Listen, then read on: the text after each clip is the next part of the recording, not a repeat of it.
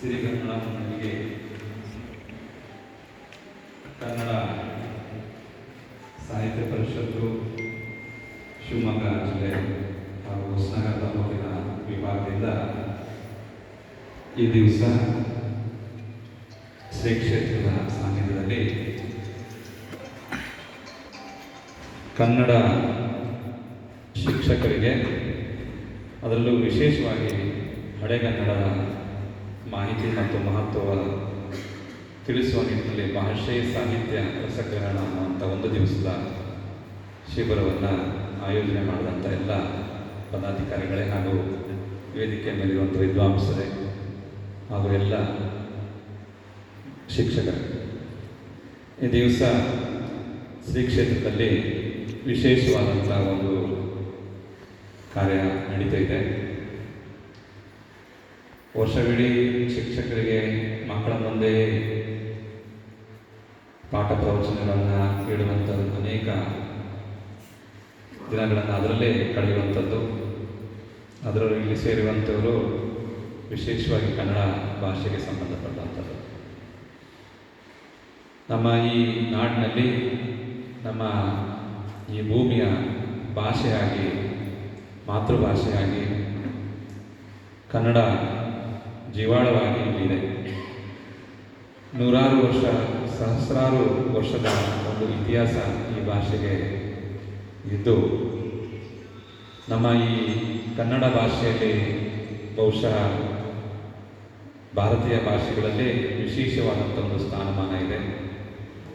ಈ ಭಾಷೆಯಲ್ಲಿ ಸೃಜನೆಗೊಂಡಿರುವಂಥ ಸಾಹಿತ್ಯ ಬಹುಶಃ ಬೇರೆ ಭಾಷೆಗಳಲ್ಲಿ ಇಷ್ಟು ವಿಶಿಷ್ಟತೆಯನ್ನು ಕಾಣಲಿಕ್ಕೆ ಸಾಧ್ಯ ಇಲ್ಲ. ಪ್ರಾಚೀನ ಭಾಷೆಗಳಾದಂಥ ಪ್ರಾಕೃತ, ಪಾಲಿ, ಸಂಸ್ಕೃತ ಭಾಷೆಗಳಲ್ಲಿ ಕಾವ್ಯದ ಸಾಹಿತ್ಯದ ವಿವಿಧ ಆಯಾಮಗಳ ಒಂದು ನೋಡಲಿಕ್ಕೆ ಸಿಗ್ತಾ ಇತ್ತು ಹಿಂದೆ. ಯಾವಾಗ ಕನ್ನಡ ಆಡು ಭಾಷೆ ಆಗಿದ್ದು, ನುಡಿ ಭಾಷೆ ಆಗಿದ್ದು, ಲೇಖನ ಭಾಷೆ ಆದಾಗ ಇದರಲ್ಲೂ ಸಹ ಕಾವ್ಯದ ಸೃಜನತೆಗಳು, ವಿವಿಧತೆಗಳನ್ನು ನಮ್ಮ ಹಿಂದಿನ ಕವಿಗಳು, ಋಷಿಮುನಿಗಳು ಇದನ್ನು ಅಳವಡಿಸ್ಕೊಂಡ್ರು. ಬಹುಶಃ ಕನ್ನಡದಲ್ಲಿ ಇಂಥ ಒಂದು ವಿಷಯವನ್ನು ನಮ್ಮ ಇಲ್ಲಿಯ ಜನ ಬರೆದಿಲ್ಲ, ಹೇಳಿಲ್ಲ ಅನ್ನುವಂಥದ್ದು ಯಾವುದೂ ಇಲ್ಲ. ಸಾಹಿತ್ಯಿಕವಾಗಿ ಎಲ್ಲ ವಿಭಾಗದಲ್ಲೂ ಸಹ ಈ ಕನ್ನಡ ಭಾಷೆಯಲ್ಲಿ ವಿಷಯಗಳು ಸಿಗ್ತವೆ. ವೈಜ್ಞಾನಿಕವಾಗಿರಲಿ, ಸಾಮಾಜಿಕವಾದಂಥ, ಐತಿಹಾಸಿಕವಾದಂಥ ವಿಚಾರಗಳಿರುವಂಥದ್ದಾಗಲಿ, ಎಲ್ಲ ರೀತಿಯ ಒಂದು ದಾಖಲೆಗಳು ಕನ್ನಡ ಭಾಷೆಯಲ್ಲಿ ಸಿಗುತ್ತೆ.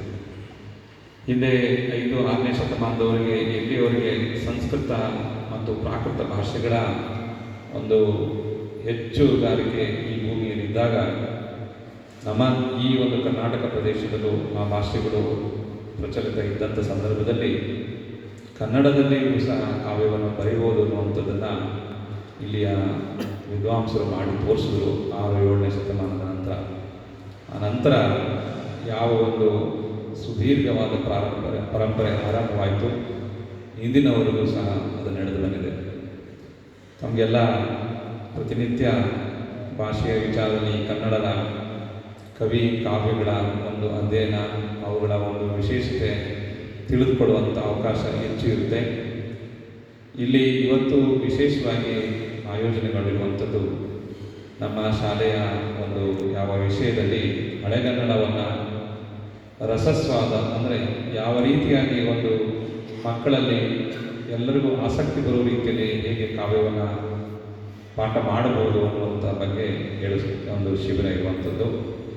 ಬಹುಶಃ ಹಿಂದೆ ಸುಮಾರು ಒಂದು 20-25 ವರ್ಷಗಳ ಹಿಂದಿನ ಪಠ್ಯಪುಸ್ತಕಗಳನ್ನು ಗಮನಿಸಿದಾಗ ಅದರಲ್ಲಿ ಹಳೆಗನ್ನಡಕ್ಕೆ ಬಹಳ ಮಹತ್ವ ಇರ್ತಿತ್ತು. ಚಂಪು ಕಾವ್ಯಗಳಿರ್ಬೋದು, ಮತ್ತು ಎಲ್ಲ ನಮ್ಮ ಹಿಂದಿನ ದೊಡ್ಡ ದೊಡ್ಡ ಪಂಪ, ರನ್ನ, ಜನ್ನ ಇತ್ಯಾದಿಗಳು ಯಾರು ಈ ಕನ್ನಡ ಭಾಷೆಯನ್ನು ಬೆಳೆಸಿದ್ರು ಅಂಥವರ ಕಾವ್ಯಗಳು ವಿಶೇಷವಾಗಿ ಆ ಪಠ್ಯಪುಸ್ತಕದಲ್ಲಿ ಇರ್ತಾಯಿತ್ತು. ಹಾಗಾಗಿ ಆ ಹಿಂದಿನ 30 ವರ್ಷದ ಹಿಂದಿನ ಶಿಕ್ಷಕರಲ್ಲಿ ಈ ಕಾವ್ಯಗಳ ಒಂದು ವಿಶೇಷವಾದಂಥ ಅಧ್ಯಯನ ಮತ್ತು ವ್ಯಾಖ್ಯಾನ ಮಾಡುವಂಥ ಶೈಲಿ ಅವರಿಗೆ ಪರಂಪರಾಗತವಾಗಿ ಬಂದಿತ್ತು. ನಮ್ಮ 20ನೇ ಶತಮಾನದ ಎಲ್ಲ ಕವಿಗಳು ಅಥವಾ ವಿದ್ವಾಂಸರು ನನ್ನ ಗಮನಿಸಿದಾಗ ಕನ್ನಡದವ್ರನ್ನ ಎಲ್ಲರೂ ಹಳೆಗನ್ನಡ ಕಾವ್ಯಗಳ ಮೇಲೆಯೇ PhD ಮಾಡಿದಂಥವ್ರು.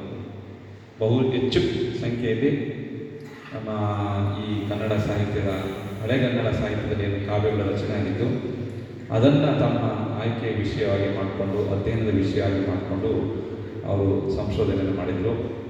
ಹಾಗಾಗಿ ಅವರಿಗೆ ಅವ್ರ ನಂತರ ಶಿಷ್ಯವರ್ಗದವರಿಗೆ ಈ ಹಳೆಗನ್ನಡ ಅಂತ ಹೇಳಿದ್ರೆ ಪ್ರಿಯವಾದಂಥ ಕನ್ನಡ ಆಗಿತ್ತು.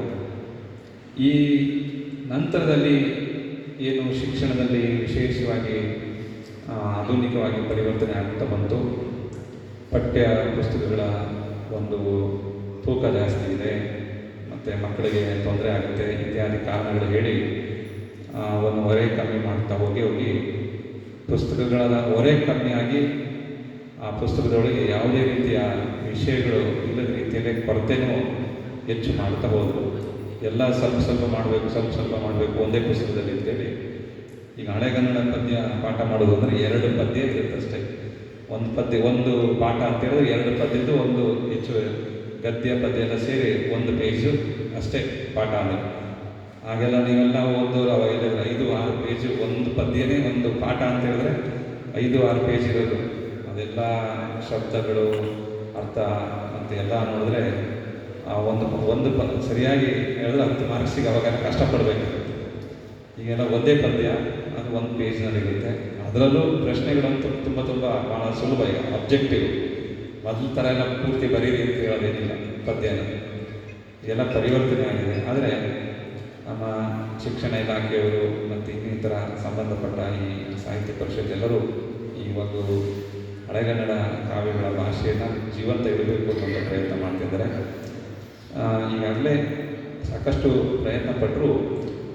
ಅದರ ಒಂದು ಸರಿಯಾಗಿ ವ್ಯಾಖ್ಯಾನ ಮಾಡೋರು ಸಂಖ್ಯೆನೂ ನಮ್ಮಲ್ಲಿ ಈಗ ಕಮ್ಮಿ ಆಗಿದ್ದಾರೆ. ತುಂಬ ಈ ಹಳೆಗನ್ನಡದ ಬಗ್ಗೆ ಅಧ್ಯಯನ ಮಾಡಿದವರು ಸಂಖ್ಯೆ ತುಂಬ ವಿರಳ.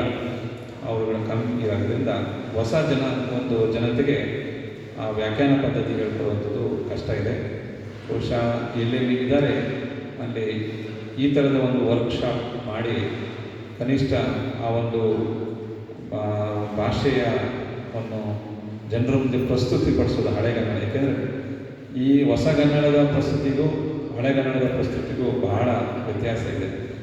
ಸಾಮಾನ್ಯ ಯಾಕೆ ಅಂತ ಹೇಳಿದ್ರೆ ಹಳೆಗನ್ನಡದ ಕಾವ್ಯಗಳೆಲ್ಲವೂ ಅದರಲ್ಲಿ ಪಾತ್ರ ಪ್ರಧಾನವಾಗಿರುವಂಥದ್ದು. ರಾಮಾಯಣ ಇರ್ಬೋದು, ಮಹಾಭಾರತ ಇರ್ಬೋದು ಇತ್ಯಾದಿ ವಿಚಾರಗಳನ್ನು ಒಳಗೊಂಡಂಥ ಕಾವ್ಯಗಳೇ ಇದ್ದಾವೆ. ಹಾಗಾಗಿ ಒಂದೊಂದು ಪದ್ಯದಲ್ಲೂ ಆ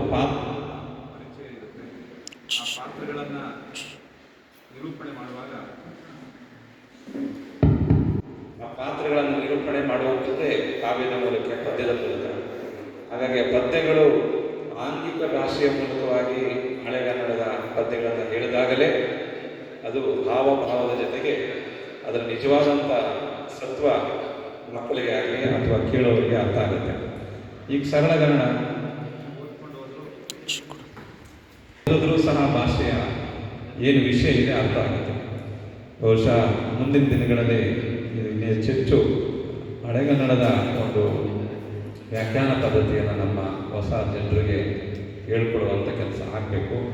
ನಮ್ಮ ಇಲ್ಲಿ ಜಿಲ್ಲಾ ಸಾಹಿತ್ಯದಿಂದ ಸಾಹಿತ್ಯ ಪರಿಷತ್ ಅನೇಕ ಕಾರ್ಯಕ್ರಮಗಳನ್ನು ಮಾಡ್ತಾ ಇರ್ತಾರೆ ಮತ್ತು ಅನೇಕ ಚಟುವಟಿಕೆಗಳನ್ನು ಮಾಡ್ತಾ ಇರ್ತಾರೆ. ಹಿಂದೆ ನಮ್ಮ ಗುರುಗಳು ಶ್ರವಣಬೆಳಗೊಳದ ಚಾರುಕೀರ್ತಿ ಭಟ್ಟಾರಕ ಸ್ವಾಮೀಜಿಯವರು ಇದ್ದಾಗ ಭಾಳ ವರ್ಷದ ಮೇಲೆ ಕನ್ನಡ ಸಾಹಿತ್ಯ ಪರಿಷತ್ನ ಒಂದು ಸಂಯೋಜಕತ್ವದಲ್ಲಿ ಶ್ರವಣಬೆಳಗೊಳದಲ್ಲಿ ಒಂದು 7 ವರ್ಷದ ಹಿಂದೆ ಹಳೆಗನ್ನಡ ಅಖಿಲ ಕರ್ನಾಟಕ ಹಳೆಗನ್ನಡ ಸಾಹಿತ್ಯ ಸಮ್ಮೇಳನವನ್ನು ಮಾಡಿದರು. ಅದರಲ್ಲಿ ಸಾಕಷ್ಟು ಜನ ಭಾಗವಹಿಸಿ ಅದರ ಒಂದು ಉಪಯೋಗವನ್ನು ಪಡೆದಿದ್ದರು. ಈ ರೀತಿಯ ಕಾರ್ಯಕ್ರಮಗಳು ನಮ್ಮಲ್ಲಿ ಆಗಾಗ ಆಗ್ತಾಯಿದ್ರೆ ಆ ಒಂದು ಹಳೆಗನ್ನಡದ ಸತ್ವ ನಮ್ಮ ಭಾಷೆಯಲ್ಲಿ ಮತ್ತು ಭಾಷಿಕರಲ್ಲಿ ಉಳಿಯುತ್ತೆ. ಇಲ್ಲ ಅದರಲ್ಲಿ ನಮ್ಮ ಪ್ರಾಚೀನ ಭಾಷೆಗಳ ಪರಿಸ್ಥಿತಿ ಅಂದಾಗೆ ಕನ್ನಡ ಅಂದರೆ ನಾವು ಮಾತಾಡ್ತಿರೋದು ಅಷ್ಟೇ ಕನ್ನಡ. ಹಿಂದೆ ಯಾವ ಕನ್ನಡ ಇತ್ತು ಅಂದರೆ ಅದಕ್ಕೊಂದು ಇನ್ನೊಂದು ವಿಶೇಷವಾಗಿ ತರಗತಿ ಆರಂಭಿಸುವಂಥ ಪರಿಸ್ಥಿತಿ ಬರಬಹುದು.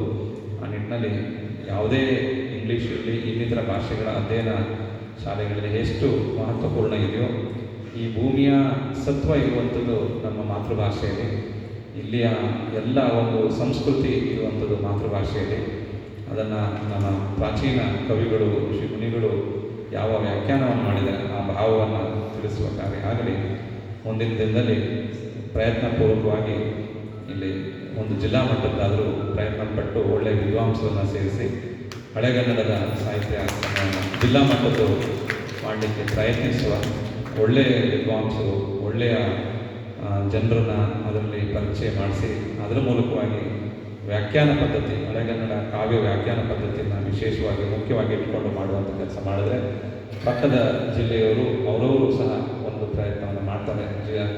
ರಾಜ್ಯದಲ್ಲಿ ಆಗಾಗ ಎಲ್ಲಾದರೂ 1-2 ಕಾರ್ಯಕ್ರಮಗಳಾಗ್ತಿದ್ರೆ ಆಸಕ್ತರು ಆ ಒಂದು ಉಪಯೋಗ ಪಡೆದು ಈ ಭಾಷೆಯನ್ನು, ಆ ಭಾಷೆಯ ಒಂದು ಪ್ರಭಾವನೆಯನ್ನು ಮಾಡಲಿಕ್ಕೆ ಖಂಡಿತ ಪ್ರಯತ್ನಿಸ್ತಾರೆ ಅಂತ ಹೇಳ್ತಾ, ತಾವೆಲ್ಲ ಪ್ರತಿನಿತ್ಯವೂ ವಿಶೇಷವಾಗಿ ಪಾಠ ಪ್ರವಚನದಲ್ಲಿ ಇರೋದರಿಂದ ಹೆಚ್ಚು ವ್ಯಾಖ್ಯಾನಕ್ಕಿಂತ ಹೆಚ್ಚಾಗಿ ನಿಮಗೆ ಅಗತ್ಯ ಇರುವಂಥ ವಿಷಯ ವಸ್ತುವಿನ ನಿರೂಪಣೆ ನಿಮಗೆ ಸಿಗಲಿ. ಇವತ್ತು ನಮ್ಮ ಈ ವಿಶೇಷವಾಗಿ ಹಿರಿಯ ಸಂಶೋಧಕರು ನಮ್ಮವರೇ ಆದಂಥ SP ಪದ್ಮಪ್ರಸಾದ್ ಅವರು ಆಶಯ ನುಡಿಗಳನ್ನು ಆಡಿದ್ದಾರೆ. ಹಳೆಗನ್ನಡದ ಭಾಷೆಯ ಮಹತ್ವ ಮತ್ತು ಅದರ ವ್ಯಾಖ್ಯಾನ ಪದ್ಧತಿಯನ್ನು ಹೇಳಿದ್ದಾರೆ. ಮುಂದೆಯೂ ಸಹ ನಮ್ಮ ಅನೇಕ ಜನ ವಿದ್ವಾಂಸರು ಈ ಕನ್ನಡದ ಭಾಷೆಯ ರಸಸ್ವಾದದ ಬಗ್ಗೆ ಬೇರೆ ಬೇರೆ ರೀತಿಯ 3 ಶಿಬಿರದಲ್ಲಿ ಒಂದು ತೆಗೆದುಕೊಳ್ಳುತ್ತಿದ್ದಾರೆ ಗೋಷ್ಠಿಗಳನ್ನು.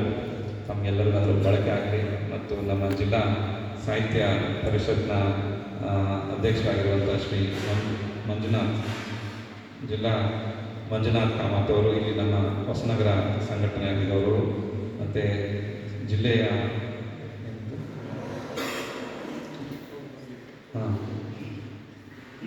ನಮ್ಮ ಕ್ಷೇತ್ರ ಶಿಕ್ಷಣಾಧಿಕಾರಿಗಳು ಬಂದಿದ್ದಾರೆ. ರಮೇಶ್ ಶೆಟ್ಟಿಯವರು, ತೀರ್ಥಹಳ್ಳಿಯವರು ಮತ್ತು ಮಂಜುನಾಥ್ ಕಾಮತ್ ನಮ್ಮ ರಿಬನ್ಪೇಟೆಯವರು ಮತ್ತು ಪರಮೇಶ್ ಜಾನಪದ ಸಾಹಿತ್ಯ ಪರಿಷತ್ ಹೊಸನಗರ ತಾಲೂಕಿನವರು, ಹಾಗೆ ರಾಘವೇಂದ್ರ ನಗರ ಹೊಸನಗರದವರು ಕನ್ನಡ ಸಾಹಿತ್ಯ ಪರಿಷತ್ ವೇದಿಕೆ ಮತ್ತು ಶ್ರೀಮತಿ ರೇಣುಕಾ ಹೆಗಡೆಯವರು ತೀರ್ಥಹಳ್ಳಿಯ ಕನ್ನಡ ಸಾಹಿತ್ಯ ಪರಿಷತ್ ವೇದಿಕೆಯವರು ಮತ್ತು ಕನ್ನಡ ಭಾಷಾ ಶಿಕ್ಷಕರ ವೇದಿಕೆಯಿಂದ ಡಾಕ್ಟರ್ LD ಹೆಗಡೆಯವರು ಮತ್ತು ವೀರೇಶ್ ಅವರು ಬಂದಿದ್ದಾರೆ ತೀರ್ಥಹಳ್ಳಿಯಿಂದ. ಇವರೆಲ್ಲರೂ ಇವತ್ತು ಇದೆಲ್ಲ ಸೇರಿ ಈ ಕಾರ್ಯಕ್ರಮವನ್ನು ಸಂಯೋಜನೆ ಮಾಡಿದ್ರಿಂದ ನಮ್ಮ ಶಾಂತಾರಾಮ್ ಪ್ರಭು ವಿಶೇಷವಾಗಿ ಕನ್ನಡ ಉಪನ್ಯಾಸಕರು ಮತ್ತು ಇಂಗ್ಲೀಷ್ ಭಾಷೆಯ ಉಪನ್ಯಾಸಕರು, 2 ಭಾಷೆಯ ಅವರ ಒಂದು ಕೇಳಲಿಕ್ಕೆ ಉಪನ್ಯಾಸ ಸಿಗುತ್ತೆ. ಹಾಗೆ ಶ್ರೀಮತಿ ಜಯಶೀಲಾ ಅವರು ಮತ್ತು ಚಂದ್ರೇಗೌಡರು ಇವರೆಲ್ಲರ ಈ ಭಾಷೆಯ ಮಹತ್ವವನ್ನು ಸಾರುವ ವಿಚಾರಗಳನ್ನು ಗೋಷ್ಠಿಯಲ್ಲಿ ಹೇಳೋರಿದ್ದಾರೆ. ಅವೆಲ್ಲವೂ ನಮ್ಮ ಶಿಕ್ಷಕರಿಗೆ ಉಪಯೋಗ ಆಗಲಿ. ಹೆಚ್ಚೆಚ್ಚು ಮಕ್ಕಳಲ್ಲಿ ಕಂಠಪಾಠ ಮಾಡೋಸ್ಕರ ಈಗೆಲ್ಲ ಮಕ್ಕಳಿಗೆ ಕಂಠಪಾಠ ಅನ್ನೋದಂತ ಏನಿಲ್ಲ. ಅವರಿಗೆ ಶಾಲೆಯಲ್ಲಿ ಎಲ್ಲ ಹೋಮ್ವರ್ಕ್ ಮಾಡಿ ಕಳಿಸ್ತಾರೆ, ಮತ್ತು ಪರೀಕ್ಷೆ ಸಮಯದಲ್ಲಿ ಅಭ್ಯಾಸ ಮಾಡಿಸ್ತಾರೆ. ಬರೆದು ಹೋದ್ಮೇಲೆ ನೆಕ್ಸ್ಟ್ ಹಿಂದಿನ ವರ್ಷದ್ದು ಯಾವುದೂ ನೆನಪಿರಲ್ಲ, ಮುಂದಿನದಷ್ಟೇ ಇರುತ್ತೆ. ಈಗೆಲ್ಲ ಆ ಥರದ ಅಧ್ಯಯನ. ನಾವೆಲ್ಲ ಆಗಿನ ಕಾಲದಲ್ಲಿ ಹೇಳ್ಕೊಟ್ಟಿದ್ದು ಈಗಲೂ ಏನಾರ ಪದ್ಯಗಳು ನೆನಪಿರ್ತವೆ. ಆದರೆ ಈಗಿನ ಮಕ್ಕಳಿಗೆ short memory, short story, short lesson, short memory. ಹಾಗಾಗಿ ಹೆಚ್ಚು ಜಾಸ್ತಿ ನೆನಪಿಟ್ಕೊಳ್ಳೋದು ಅಂತ ಏನಿಲ್ಲ ಇಲ್ಲ. ಏಕೆಂದರೆ ಎಲ್ಲರಿಗೂ ಗೊತ್ತೇ ಇದೆ, ಮಕ್ಕಳು ಬೈಯೋಂಗಿಲ್ಲ, ಹೊಡೆಯೋಂಗಿಲ್ಲ, ಏನು ಜಾಸ್ತಿ ಒತ್ತಾಯಪೂರ್ವಕ ಹೇಳೋಂಗಿಲ್ಲ, ಎಲ್ಲ ರೀತಿಯಲ್ಲಿ ಆಗಿರೋದ್ರಿಂದ ಭಾಳ ಕಷ್ಟ. ಆದರೂ ಎಷ್ಟು ಸಾಧ್ಯ ಅಷ್ಟು ಕಂಠಪಾಠ ಮಾಡಿಸುವಂಥದ್ದು ಬೇರೆ ರೀತಿಯಲ್ಲಿ. ಅಂದರೆ ಈಗ ಶಿಬಿರಗಳ ರೀತಿ ಅಂದರೆ ಮಕ್ಕಳಿಗೆ ಕಂಠಪಾಠ ಮಾಡಿದ್ರೆ ಒಂದು ಪ್ರೈಸ್ ಕೊಡ್ತೀವಿ. ಈ ಪದ್ಯನ ನೀವು ಕಂಪಲ್ಸರಿ ಹಳೆಗನ್ನಡ ಇರಲಿ, ನಡುಗನ್ನಡ ಇರಲಿ, ಅದ್ರ ನೀವು ಒಂದು ಪದ್ಯ ಮಾಡೋ ಬದಲು ಅದ್ರ ಒಂದು ಸಾರಾಂಶ, ಯಾವ ಒಂದು ದೃಶ್ಯವನ್ನು ಹೇಳ್ತಾ ಇದ್ದಾರೆ ಆ ದೃಶ್ಯದ ಪೂರ್ತಿ ಪದ್ಯಗಳನ್ನು ಹೇಳಿಸಿದ್ರೆ ಒಂದು 10 ಪದ್ಯ 11 ಪದ್ಯ ಆ ವರ್ಷದ ಒಂದು ಚಟುವಟಿಕೆ, ಶಾಲಾ ಚಟುವಟಿಕೆಗಳಿಗೆ ಸೇರಿಸ್ಕೊಂಡ್ರೆ ಆಯಿತು.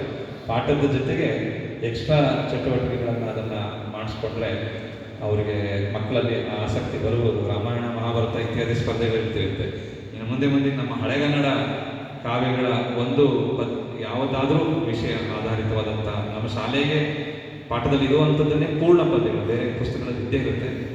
ಆ ಒಂದು ಯಾವ ಘಟನೆಗಳ 1-2 ಪದ್ಯ ಮಾತ್ರ ಪಾಠದಲ್ಲಿ ಕೊಟ್ಟಿದ್ದಾರೆ.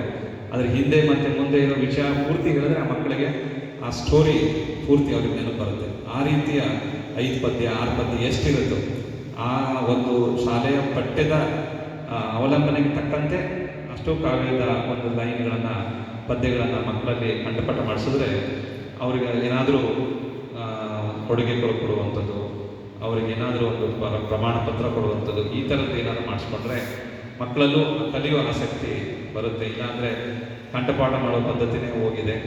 ಆ ಆ ನಿಟ್ಟಿನಲ್ಲಿ ಒಂದು ಬೇರೆ ಬೇರೆ ರೀತಿಯಲ್ಲಿ ಎಷ್ಟು ಸಾಧ್ಯವೋ ಅಷ್ಟು ಮಕ್ಕಳಲ್ಲಿ ಜಾಗೃತಿ ಮಾಡುವಂಥ ಕಾರ್ಯ ಆಗಲಿ. ಖಂಡಿತವಾಗಿಯೂ ಕ್ಷೇತ್ರದಿಂದ ನಮ್ಮ ತಾಲೂಕು ಹಾಗೂ ಜಿಲ್ಲಾ ಮಟ್ಟದ ಎಲ್ಲ ರೀತಿಯ ಸಾಹಿತ್ಯ ಚಟುವಟಿಕೆಗಳು ಮೊದಲಿಂದಲೂ ಹಿಂದಿನ ಗುರುಗಳ ಕಾಲದಿಂದಲೂ ಸಹಕಾರ ಕೊಡ್ತಾ ಬಂದಿದೆ. ನಮ್ಮ ಸಮಯದಲ್ಲೂ ಸಹ ಅನೇಕ ಕಾರ್ಯಕ್ರಮಗಳು ಇಲ್ಲಿ ಆಗಿದೆ. ಮಕ್ಕಳ ಸಾಹಿತ್ಯ ಸಮ್ಮೇಳನ ಮತ್ತು ಬೇರೆ ತಾಲೂಕಿಂದು ಬೇರೆ ಬೇರೆ ರೀತಿಯ ಸಾಹಿತ್ಯ ಗೋಷ್ಠಿಗಳು, ಬೇರೆ ರಾಜ್ಯ ಮಟ್ಟದ ಎಲ್ಲ ಕಾರ್ಯಕ್ರಮಗಳು ಸಹ ನಡೀತಾ ಇರ್ತವೆ. ಆ ನಿಟ್ಟಿನಲ್ಲಿ ನಮ್ಮ ಒಂದು ಕ್ಷೇತ್ರ ಮತ್ತು ಮಠದ ಒಂದು ಸಹಕಾರ ಭಾಷೆ ಮತ್ತು ಸಂಸ್ಕೃತಿ ಮತ್ತು ಇತಿಹಾಸವನ್ನು ಬೆಳೆಸುವಂಥ ಕೆಲಸಕ್ಕೆ ಸದಾ ನಾವು ಸಹಕಾರ ಕೊಡ್ತೀವಿ ಅಂತ ಹೇಳ್ತಾರೆ. ಮತ್ತೊಮ್ಮೆ ಬಂದಿರುವಂಥ ಎಲ್ಲ ಗಣ್ಯರು ಮತ್ತು ಶಿಕ್ಷಕ ವರ್ಗದವರು ಇದರ ಒಂದು ಲಾಭವನ್ನು ಪಡೆದುಕೊಳ್ಳಿ ಅಂತೇಳಿ ಶುಭ ಹಾರೈಸಿ ಮಾತುಗಳಿಗೆ ವಿರಾಮ ಮಾಡಿಕೊಂಡು